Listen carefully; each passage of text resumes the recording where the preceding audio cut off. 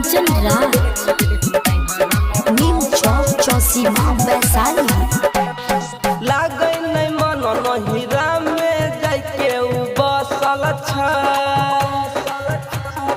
लागै नै मन नहिरा में जाके उ बसल छ।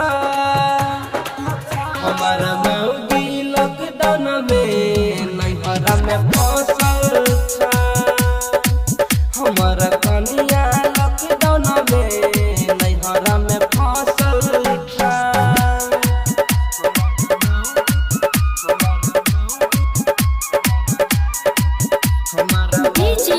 कंचन राज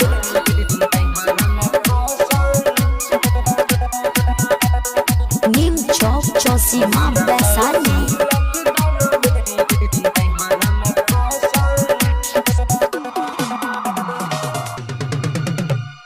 या छै ओकर याद हो करियै कि हमें अब हो।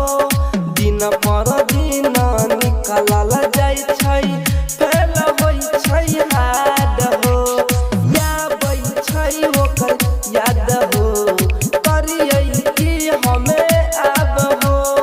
दिन पर दिन निकलल जाइ छै फेल होइ छै हाड हो। आबै के नामो न लै छै मगिया यारल छ। आबै के नामो न लै छै मगिया यारल छ। हमारा मौगी लॉकडाउन में नैहरा में फंसल छ। हमारा कनिया लॉकडाउन में नैहरा में फंसल छ।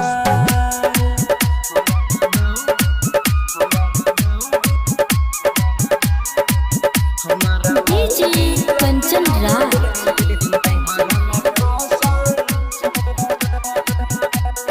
नीम चौक चौसीमा वैशाली।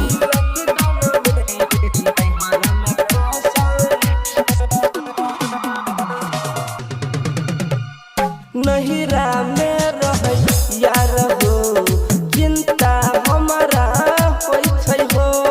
यही सोची सोची हमर दिलवा धड़कै हो। नैहर में रहै यार हो चिंता हमारा होइ छै हो। यही सोची सोची हमर दिलवा धड़कै हो। यही सोची श्याम संतोष चिंता में फंसल छ। यही सोची श्याम संतोष चिंता में फंसल छ। हमारा मौगी लॉकडाउन में नैहरा में फंसल छ। हमारा कनिया लॉकडाउन में नैहरा में फंसल छ।